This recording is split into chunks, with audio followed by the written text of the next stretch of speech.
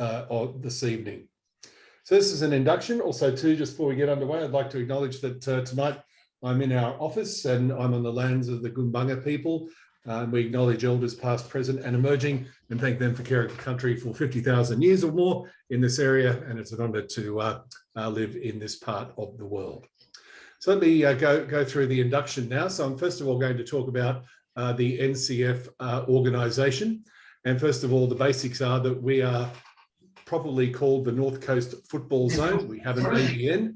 We're located, our office is at the stadium in Coffs Harbour in a place called The Hub, and our details are there. So you can get those a little bit later on for yourselves.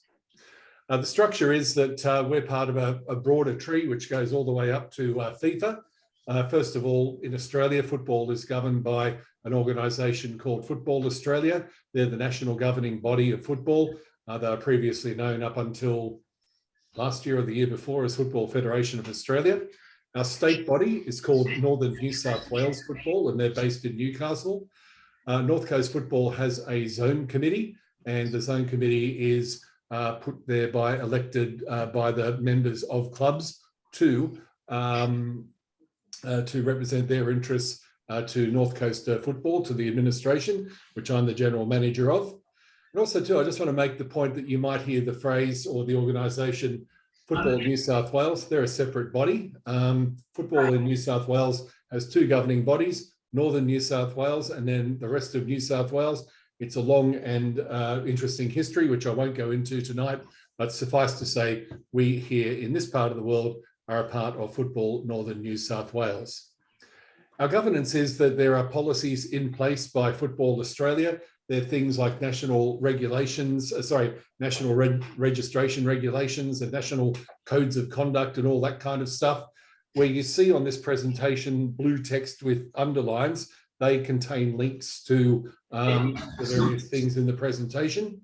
Also too, there's a lot of policies for Northern New South Wales, things like lightning, heat, smoke, spectacles. I'll talk about all of that tonight. Then there's a constitution that governs North Coast Football.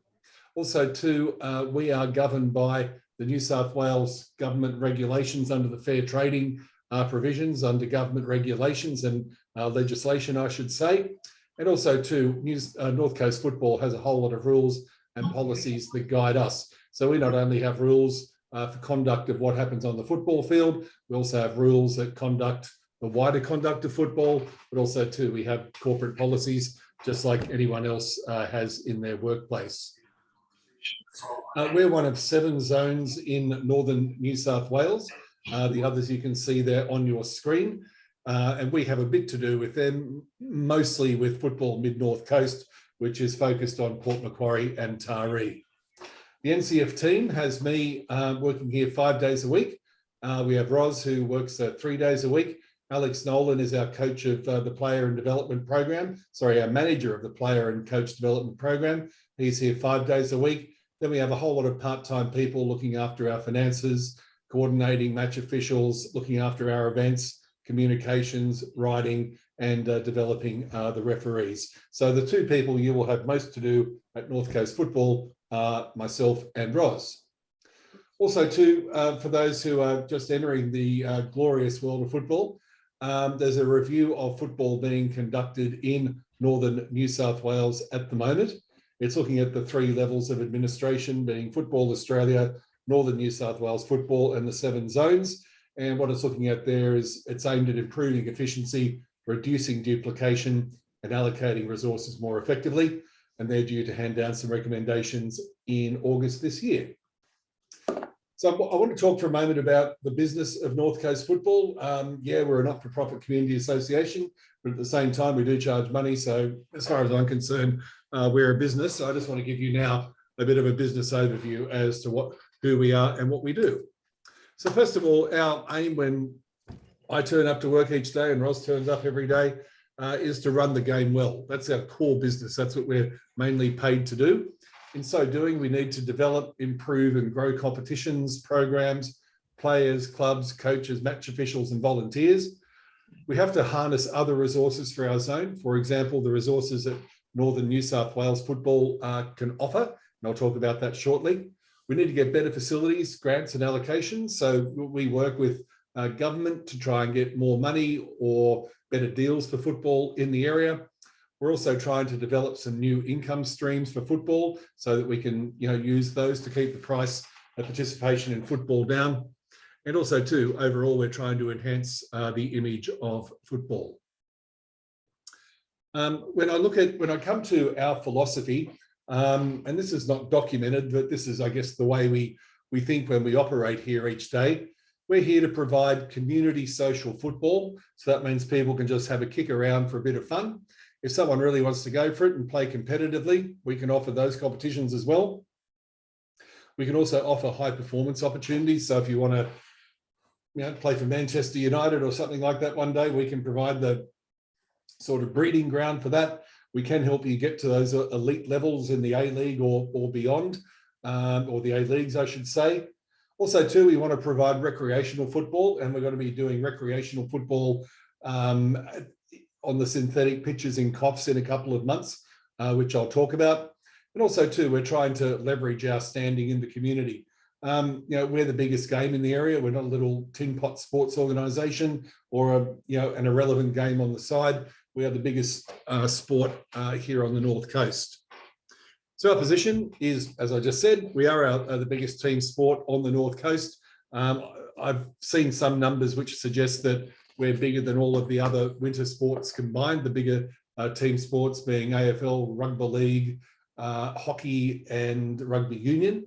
And we also too had our biggest year ever in 2021. We were going really well back in 2019, then we took a dive in 2020. We really bounced back last year in 2021.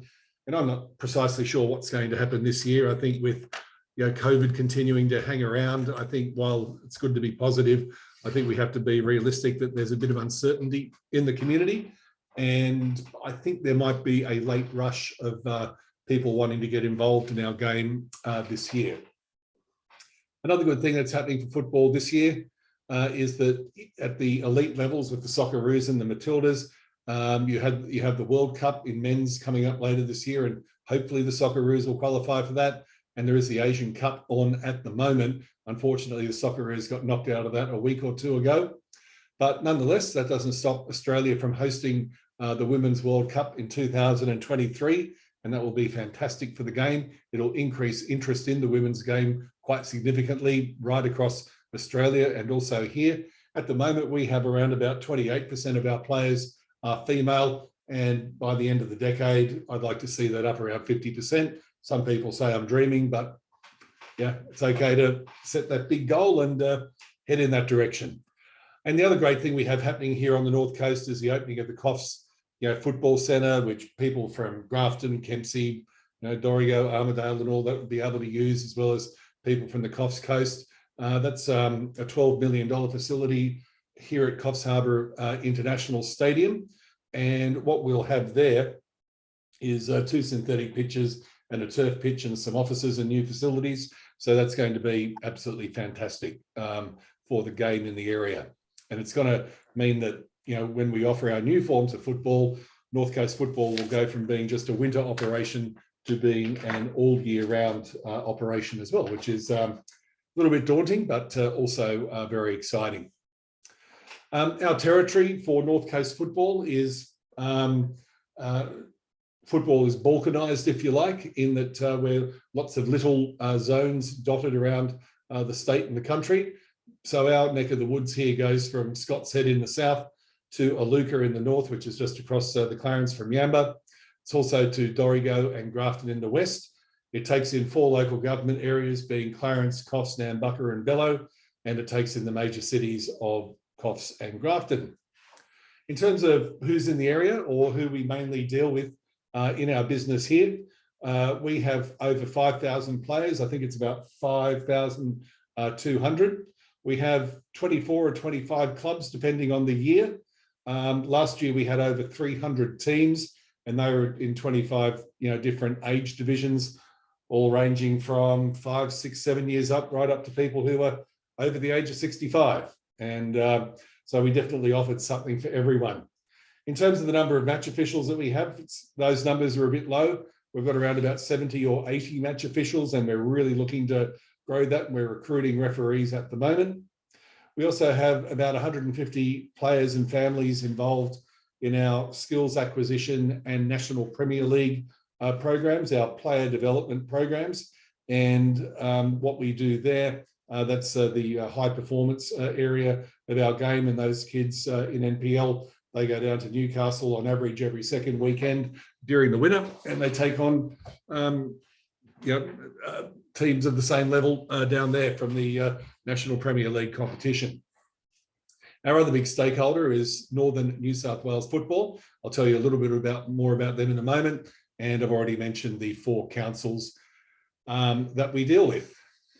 So our programs that we offer, these are kind of like in the business, the divisions that we have, although we're only a small staff, but this is how we mentally approach our work, is that we have the community football program, which is run by Roz.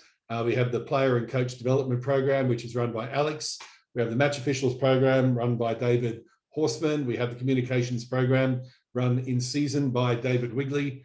We've got the business development program, which is me, and I oversee the administration as well. But of course, I'm involved in all of the other programs as well. So if you were doing a corporate chart, that's the way it would look with the various divisions. So going back to the premise that we're a business, what is our business? So our business is community football. We also have another business called our Coastal Leagues, which I'll talk about. We have our player and coach development program, and we have our new football, which is 6-a-side football. So one of the big lessons I learned in business is that you need a balanced portfolio of business to ensure your success, to see you through the ups and downs. I think we now have definitely have the balanced portfolio of business across 4 main streams of work at this time. If you look at what community football is, we have 2 types of mini-roos. We have the entry level, which is largely organised by clubs, and that's for children aged 5 to 7. Then there's mini-roos for children aged 8 to 11, and NCF does the draws for those, and they'll be centrally published. We have junior football for people under 11 through to under 18. Senior football is for those aged 19 and over, and to pretty much 30 to 35. And then we have Masters football, which is for over 30 women and over 35 men. Pretty much mini-roos, juniors and seniors all play at weekends. Masters play on Wednesday and Thursday night. That's only in Coffs Harbour for the Masters. It's not in the Clarence. There's another privately run form of football for older people in the Clarence.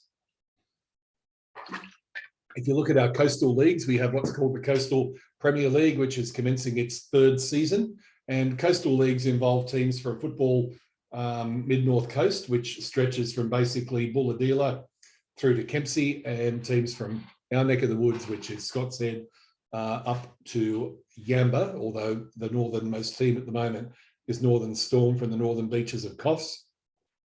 But the Premier League, Coastal Premier League men, that's this year a 22-round competition with 6 teams from the north and 6 teams from the south.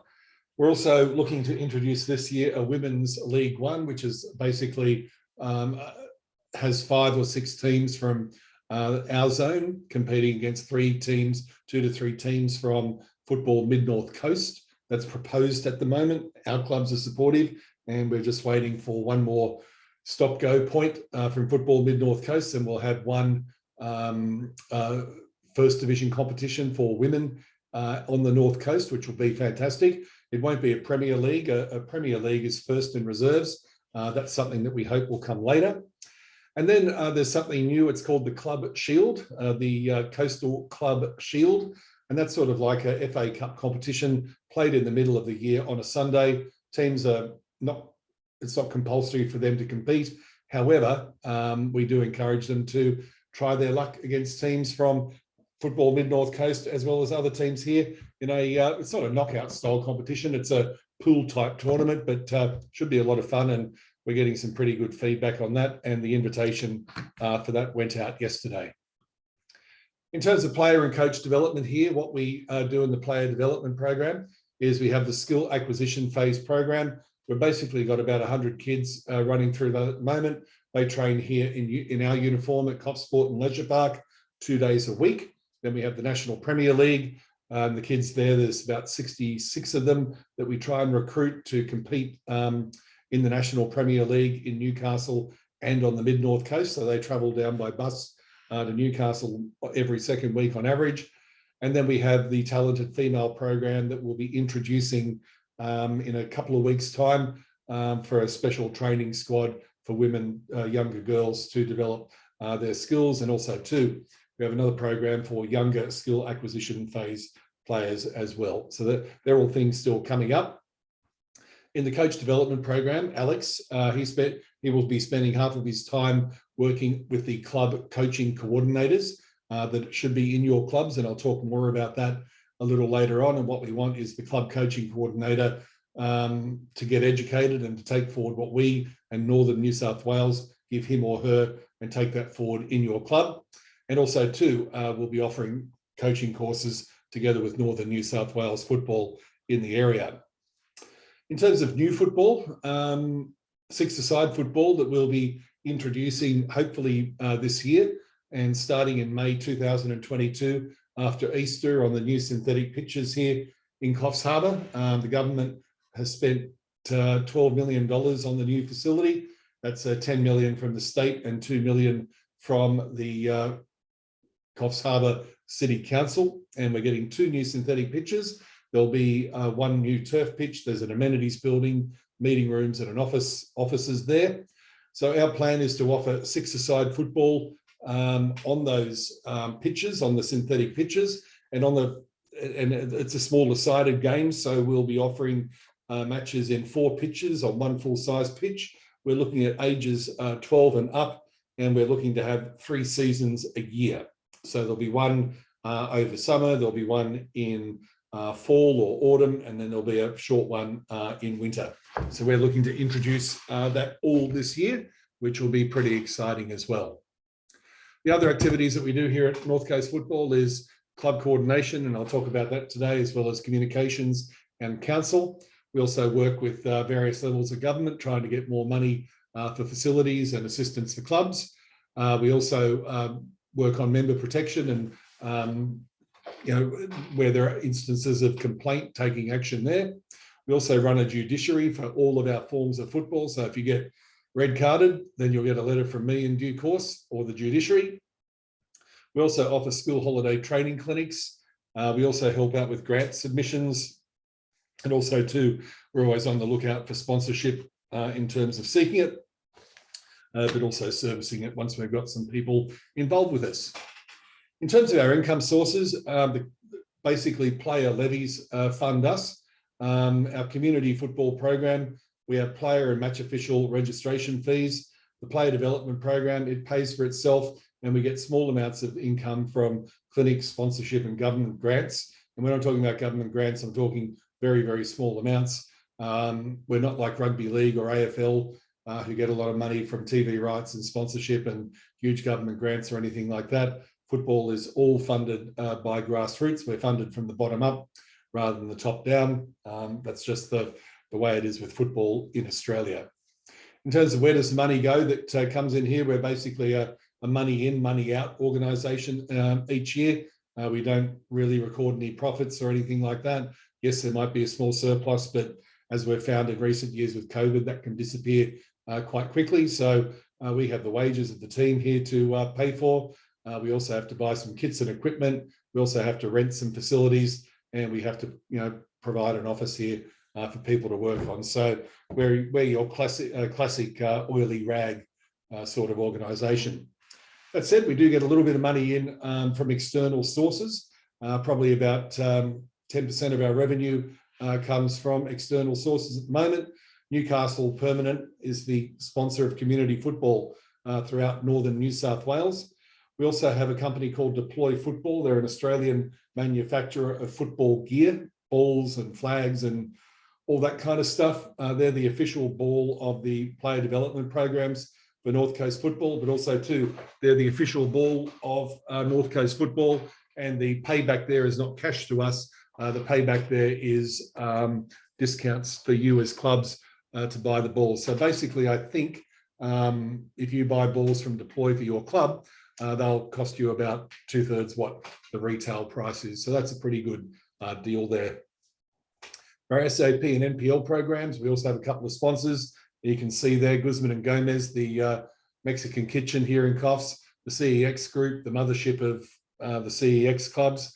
Coffs Council also helps us out with some cheaper grounds. Deploy Football, as I said, is the official ball of our player development program, and Ace Performance train our kids. We pay them for some work, but they're also giving us some other benefits as well. We also have, as I've mentioned, we have the Coffs Football Centre, which is the synthetic pitches coming online. So as I said there's 2 full-size synthetic pitches. We had our first game on them last weekend when our 3 of our 4 NPL programs teams, I should say, played Mid-North Coast in a trial match there, and the parents loved it, the kids loved it, the coaches loved it, everyone loved it. So it was a great way to start. And the funny thing was that it rained, so had we not had those fields, then those matches wouldn't have gone ahead last weekend. So they're all weather. We can use them day and night, but they don't come cheap. They're about, during the day, about 60, 70 bucks an hour to use, and at night about 110, 120. Also too, there's an office for NCF over there, which we're hoping to move to in the first quarter of the year. The construction's been slowed up with COVID and rain. There's also some storage facilities there, and it will be for all forms of football. So we can play traditional 11-a-side on there. We can play 6-a-side as we want to, but next year we're also looking to introduce programs for preschool football, walking football for the over 50s, and football for people with a disability. They're all further down the track, but they're things that we've got on our runway at this time. In the public domain, NCF is very active online. You have to be these days.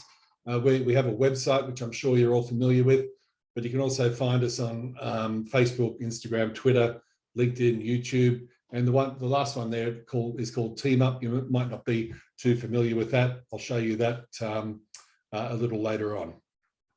But all the links are in the PowerPoint presentation to it. Next thing I want to talk about is Northern New South Wales football. And the next thing is Northern New South Wales football. And what we've got there is the organisation, which is a state body, although there are 2 state bodies in New South Wales. For our purposes, they are our state organisation, and they have a direct line into government, and they cover Newcastle, Hunter, New England, and the North Coast. In short, I see them being as an information provider and advisor to ourselves and also to clubs. They also run many competitions like the National Premier League, state titles and all that kind of stuff, and they represent North Coast football and others to government. The services that they provide you as clubs and others and ourselves are that they put forward state teams, which some of your players may end up in one day. They'll also provide information on club development. There's a thing called the National Club Development Program. They can also help clubs out with grants because they have good experience in working with government to get grants for clubs, be it for gender neutral change rooms, be it for lights, be it for drainage, be it for grass, be it for whatever. They've got good success there. They're also rolling out some coach education programs. They get involved in talent identification. They'll come along and look at some matches that we tip them off to, and they'll come along and look at the players competing there. And if they see there's a chance, they might let the Jets or someone else know. They're also involved in referee development. This is a big area of work for all of us at the moment. We need lots more referees in this area, not just for our traditional weekend 11-a-side matches, but also for our midweek matches.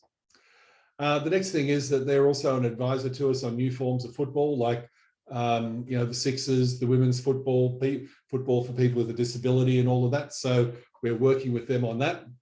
They also do a bit of work on leveraging major events such as the Women's World Cup, which is coming up, as I said, in Australia and New Zealand in 2023. And they're working with government to use that to deliver better facilities to all of regional New South Wales.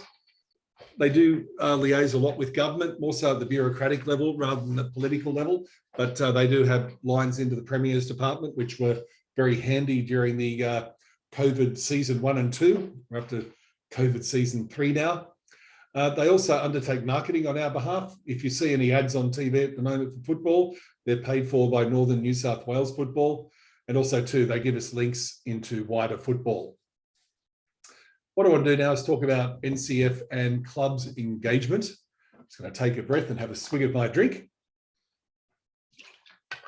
So just talking now about NCF and clubs engagement. This is getting more into the nitty gritty. The two people you as clubs will have most to deal with here are myself and Roz, who is known to many of you. I've only worked here. This is my 3rd year. I was just starting my 3rd year here, and Roz has been here for over a decade. And Roz knows nearly everything and nearly every player in the area. But we're the two people that you will deal with the most. And please feel free to email or message us or call us at any time. In terms of formal engagement between NCF and the clubs, I just want to make the point that clubs are members. We have 23 or 24 members at this time, all have equal status, and you're basically our shareholders. And we report to you, and we're there to service you and make you happy and deliver what you want. So we see you as being members that we are there to service. We do have an annual general meeting in November or December, depending on weekends and availability of rooms and COVID requirements and all that kind of stuff. But we do come together formally as a group 3 times a year, in March, August, and around November, December, for an all clubs meeting. And that's where we'll send out agendas and give you notice of things we'd like to talk about. We also put out regular club bulletins and other communications via email and via WhatsApp, which I'm sure you're getting now. And if you're not, you'll learn how to get on those distribution lists today. We also issue formal deadlines for submissions from you. For example, we needed your club fees back by mid-January. For example, we'd like to have your nominations for teams in by the end of February. So they're the sort of formal things that we put to you and require information from you on. And then we also too issue invoices twice a year to you for the amount of money you collect from players. So when you charge, let's say, $100 or whatever for a kid entry level to play, okay, yes, there's an active kids voucher, but roughly FA Football Australia gets about $15. Northern New South Wales gets about 25. We get about 30, 25 to 30, depending on the age group. And then you put on your own club component on that to make up that 100. It does rise up to over 400 in the case of seniors, and there are charts and all of that that are in the disk drive, and you may well have seen in the past couple of weeks. But you collect money on our behalf, and we invoice you. Northern invoices us, and Football Australia invoices Northern New South Wales. It's a really simple system, this football game. That's one of the things everyone's trying to smooth over at the moment with this review. In terms of the key dates, we've got an all clubs meeting coming up in March, then another one in July, and another one in November. Our AGM is on the same day, and we are considering having a club awards night if it's feasible to do so, and there's enough interest from clubs on the 15th of October this year.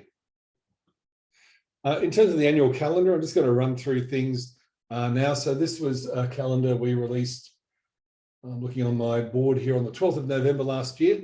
So a few dates have already passed here. So at the end of the year, we need all clubs to have held their AGMs, paid any monies owing to North Coast Football, and sent an annual report to us, and also to have updated the club directory.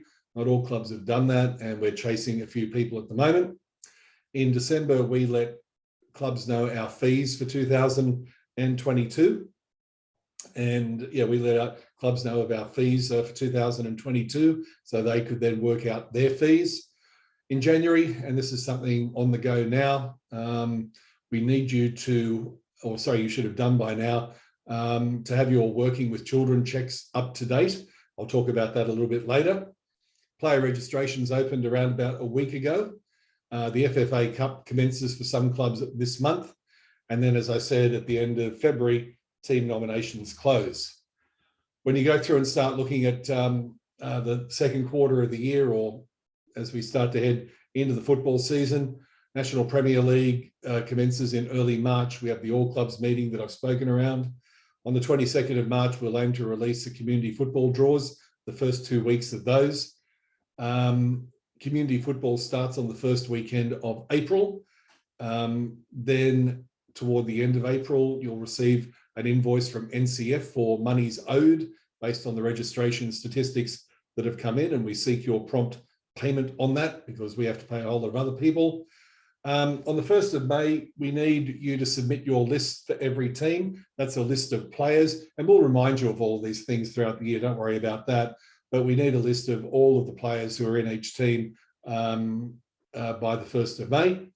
On the 30th of June, player registrations close. Some people do arrive in the area and all that kind of stuff, and they are charged, the amount that's from the beginning of the year, but those registrations do close on the 30th of June. We have another All Clubs meeting in July or thereabouts. Then we'll send out our second invoice for any late monies that have come in. Then in September, we have our grand finals and our community finals. We have zone championships in some grades. That's where the premier club from the Clarence takes on the premier club from Coffs. It hasn't happened for the last couple of years due to COVID. Then in October, we have what's called the Northern New South Wales Champion of Champions tournament here in Coffs Harbour. That's where the champion of the Coffs Harbour competition, or the Coffs Clarence competition, goes on to take on the champion from other zones throughout Northern New South Wales. And then we're back wrapping the year up at the end of November with the annual general meeting and the All Clubs meeting. In terms of the key documents, now we're getting into some really nitty gritty. I just want to make a few key points at the very beginning. Nothing's official to NCF until it's in email. If you say, oh, I sent you text, or I sent you a WhatsApp message, or I told Ros this, or I told Andrew that, that's not official. Please understand, we get lots and lots of inbound messages from all sorts of entities every day, and the only way we can keep track of that is by having something in our system, and the best way is email, even these days with all the other techniques. So if you do have to communicate something official to NCF, please make sure it's an email or indeed a letter that you can deliver by hand or whatever. The other key point I want to make is that everything we've got is online. Everything is on our website. There's nothing you should have to ring up NCF for and say, hey, can you send me this? Everything is online. If you're unsure about anything, please call, message, or email us. We're here to help. That's our job.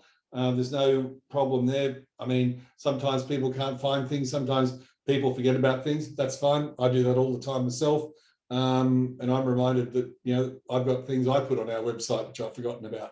But that can happen. So please, don't hesitate to reach out and have a chat to us. The way we communicate with clubs is primarily through messaging and email.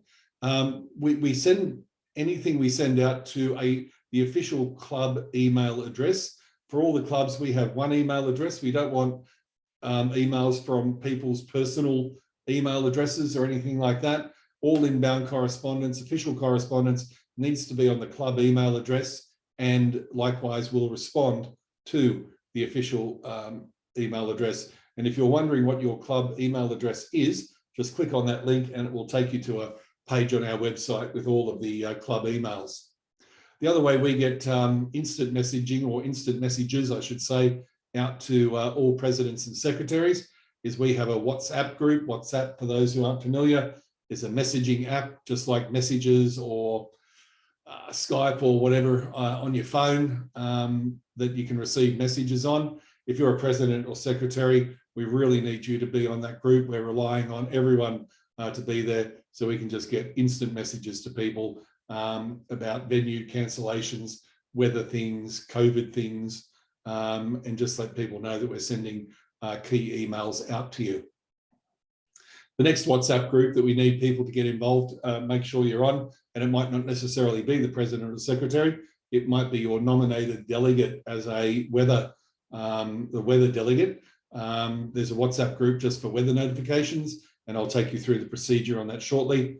And also too, we do have a Facebook group, which we call the Club Exchange, which is operational. It's not very active, but it can get active around the start of the season when teams might post, hey, we've got spare players here, does anyone want them? Or, hey, we're 5 players short here, anyone got 5 spare players, or something like that. So, and I'll remind clubs in the next day or two that that exists, because that has proven popular in recent times. But I just say here, and I've highlighted it, you must have WhatsApp on your phone if you're going to be a president or a secretary, so we can get in contact with you. I know all these different messaging apps can, drive people mad with messages, Teams, Skype, Slack, and all that kind of stuff. But it's the only way that we can get to all people on Apple phones, on Android phones, and all that kind of stuff. We also send out club bulletins, they're emails, which go to official club email addresses, and they just contain everything that you need to know, everything that we need to tell you. And also too, they go out in PDF, so you can download them and print them off, but also too, they're online, and there's a link there to where those club bulletins are online. There's a lot of information in the club bulletins. So what we also have is something called the Club Bulletin Tracker, where we do an index and a link to the actual file. And so you can look up, if you think, oh, Andrew mentioned that a couple of weeks ago, what number bulletin is that in? You can just go to that index and have a look at that there. And also too, we have an online folder, which is basically everything that we do for clubs goes into that folder, and you as clubs have access to that folder as well. You just got to click that link there. What I do recommend to you though is that you get a free Dropbox account. You get 2 gigabytes of storage for that, and yeah, just use Dropbox. It's a great service. It's free for most people, so just make the most of that while you can. The next thing to make mention of is the key online resources. So if you click any of these links, you'll get a season plan, and the season plan maps out through the year what round of what football is on. Then we have the key dates. That's the charts I showed you a little while ago. Competitions overview just shows you what competition and divisions we offer here on the North Coast. The meeting dates are some of the things I've already spoken about this evening. There's the online calendar, which you can access via our website, which has absolutely everything, and it's regularly updated, so everyone can keep in contact with all the different competitions and the dates and the meetings and the referee and coaching meetings and seminars. There's a rules folder where all the policies and procedures exist online. And there's another thing, sometimes in all of this we forget that there's actually sport involved, and it's called football, and there's a page on laws of the game. So if you have any queries or quibbles or questions about laws of the game, you can just go there.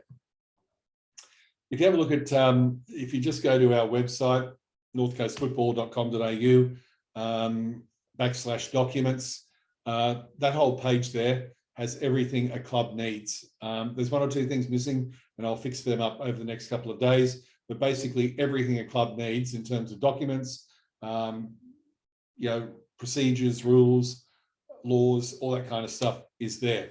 So there's info for players and clubs, rules and policies, links to the team sheets and other forms, information on competitions, role profiles. So if you need a member protection information officer or a club coaching coordinator or someone like that, you can get a role profile from there. And also there's contacts on NCF administration. Also too, on that page, there's links to the various forms that we have for some of the requests. If you have a trial match coming up, or if you've agreed to have a trial match with someone, you need to fill in our trial match form just so we can say it's okay and it's real, and then we can make sure that you got a referee for that match. And that needs to be in 7 days. If you want to hold a gala day throughout the year, you need to fill a form in. We love a good form in football. If you have a request for a player age exemption, for a player to played down or something like that, a year or two, there is a procedure to go through, which we ask you to fill in. That's online. If you have a special tournament that you want to, like for example, Nambucca has its Challenge Cup coming up in a couple of weeks. That's what we call a special tournament.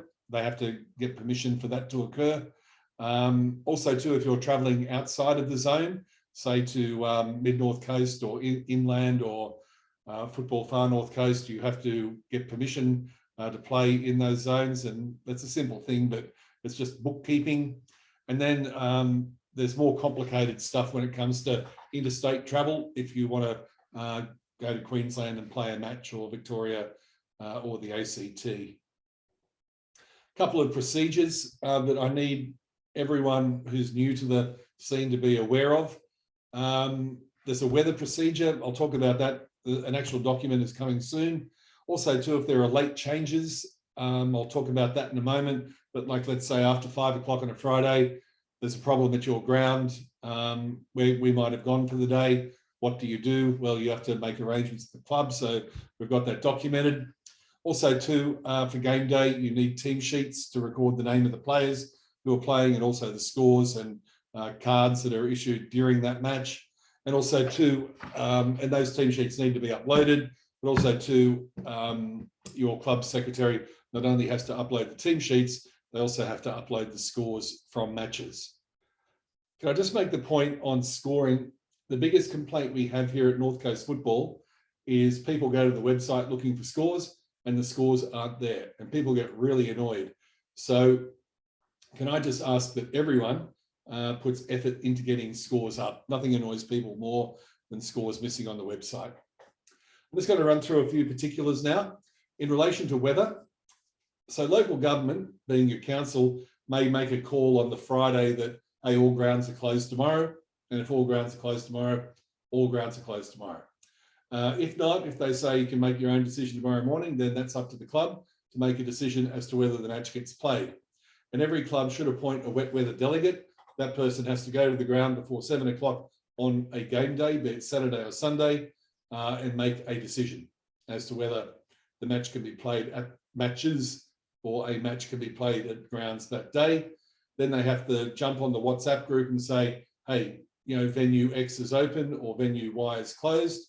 And then what we do is we post on our social media and also on our website what's open and what's closed. And that's really important because people have been trained to look on social media or on the NCF website if the football's happening by a certain time on match day. So you can't muck that one up, and nor can we muck that one up. And also too, as I mentioned, there's a procedure for late changes on a day. Say, for example, you've got Friday night football, your ground's got heavy water, but another ground hasn't. You want to move from one club to another that day. That's fine. You can do that, but you've just got to ring the referee coordinator and make sure all the players involved are known. So there's a procedure there as well. We love a good procedure in football. In terms of team sheets and scoring, team sheets are still required, even though we're trying to be paperless where we can. There are just some things we can't avoid right now. There is a procedure document. It's on our website. You need to send that to your team managers, and then team managers, after their game and after the referees have signed off the team sheets, they photograph or scan and send the team sheet to the club secretary. The club secretary then uploads the team sheets to the NCF Dropbox. Also too, the club secretary inputs the scores to the game day computer system, and fines will be imposed for non-compliance this year. We've been a little bit soft on that in the last year or two for a whole variety of reasons. But as I said, nothing annoys the public more than missing scores. So we're going to police that this year. Again, we don't like fining people. We don't do it lightly. But again, it's your players and their opponents who are the ones who are complaining. And to be honest, putting scores up takes 5 minutes. In terms of safety documents, there are safety documents listed on this page. There's COVID-10 safety. That should be COVID-19. Feels like COVID-100 at the moment. But yeah, so there's no kind of government regulations as it relates to community sport at the moment on COVID-19, but that could change any minute. We also have policies in relation to heat, smoke and lightning. A couple of the things that come up every year at the start of the season is, can I wear spectacles? There's a spectacles policy. There's a jewelry policy, and no, you can't wear jewelry because we don't want chains or rings or that flicking people in the eye and taking out an eye or whatever. And also too, plastic casts and rigid supports aren't available. So there's all that kind of documentation on the website. Also too, we do run a judiciary. So the procedure with the judiciary is that a player can be sent off. The referee then submits a report to North Coast Football. I then send that on to the judiciary chairman, independent of NCF. That person then sends back a sanction. Then I do up a letter to the club secretary on behalf of the chair. The club secretary advises the player and the sanction is served, and the club can appeal via a form which is on that webpage if it so desires. And basically all referee reports are meant to be in within a few hours of the red card being given. So I send them off to the judiciary chair Monday. Generally they come back Tuesday or Wednesday, so you should have the sanction back by Wednesday. The online systems that we use for football are Game Day and Play Football. Game Day is mainly for draws and scoring, and Play Football is for player registration and seeing money. If you have any questions about those, talk to Roz, not me. Roz is the expert on those. And I'd like just to finish up by talking about what we need from clubs. These are what I've seen in my observations and discussions and all that over the last couple of years. So the first thing is the key requirements of a club are to ensure the safety of members and to protect them. We also need clubs to build a team of volunteers. I've heard a lot of clubs this year are having trouble getting volunteers. That's not uncommon, but there's been a few more than normal this year. We also need to develop clubs to help develop great coaches. We need clubs to put on a great game day and training. We need clubs to build a club culture, like build a sort of family. And we hope that clubs are focused on retention and recruitment, just to make sure that we have a long and successful life in football. The musts are that clubs need to monitor and ensure good behaviour at all times. That means that we don't want idiotic people on the sideline yelling abuse at players, match officials, coaches, and all of that. Anyone who does that needs to be pulled into line. We also need to make sure that clubs have their working with children checks done on anyone who is involved with children in the club.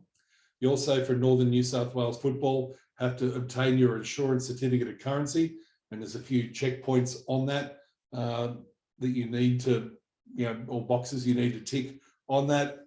But the thing about that is that you can't compete or train or do anything until you have your insurance certificate of currency. You also need to have a member protection information officer. That's someone who can help handle inquiries from anyone who has a problem. You need duty officers on match days. We need you to open and market your registration by the 1st of February each year. And we also need you to follow any government requirements. Our needs of clubs from an organisational point of view is that we need you to meet the deadlines. We need you to follow the rules. We need you to respond to email, texts and messages. We need you to pay your invoices twice a year promptly, because we have to pay other people. We need you to attend and contribute to meetings, and we need you to flag any issues that you've got promptly. And I'll talk about that in a moment.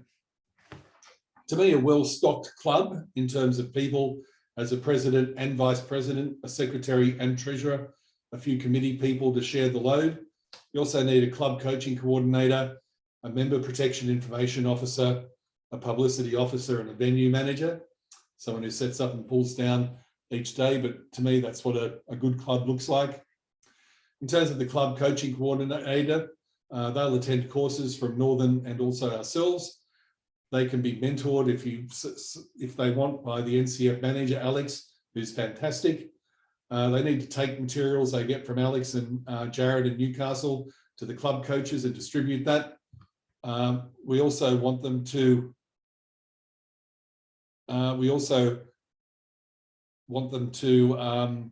build a cohort of coaches in the club so that all of the club coaches come together from time to time. And we also need, sorry, my screen has just changed a moment here. So I'm just going to make sure my sharing is still working here. I'm just going to change it to that one. Okay, yeah, we need to build a cohort of coaches in the club, and we need someone who can push coaches forward for education and development, like we've got a couple of coaching courses coming up in the near future here in Coffs Harbour and also Grafton as well. In terms of publicity, we need you to have a great website and social media presence. It doesn't have to be a Rolls Royce, but it just needs to be, you know, enough to get some information out there. We also need you to provide us with some positive news to share. That would be fantastic. Importantly, you need to keep your website up to date. And if you've got old stuff on the front page, just go and edit it and pull it down. Nothing annoys people more than when you go to a web page and you see registrations open for 2019. You think, what does that say about the club? And to be honest, if your website's no good and you've got no one to run it, just have a Facebook page. But, you know, put good news up on Facebook, lots of happy, smiling faces and all of that. Monitor your social media for negatives, like if someone gets on there and slags off someone else, delete that. And if it's really bad, let me know about it. But do get some screenshots first. Share posts from NCF and Northern New South Wales. And of course, respond to any inquiries that you get quickly. As for crisis management, I just want to make the point that treatment of an injured player on the field takes priority over the conduct of football. So if you've got someone with a very snapped leg, with stuff hanging out of the leg, you wait for the ambulance. You don't drag them off and put them on the sideline while you wait for the ambulance to come. Football can wait, right? Unless you've got a proper first aid and qualified officer there. At all times, follow police, ambulance, New South Wales Health instructions. That's what we do, so everyone has to do that as well.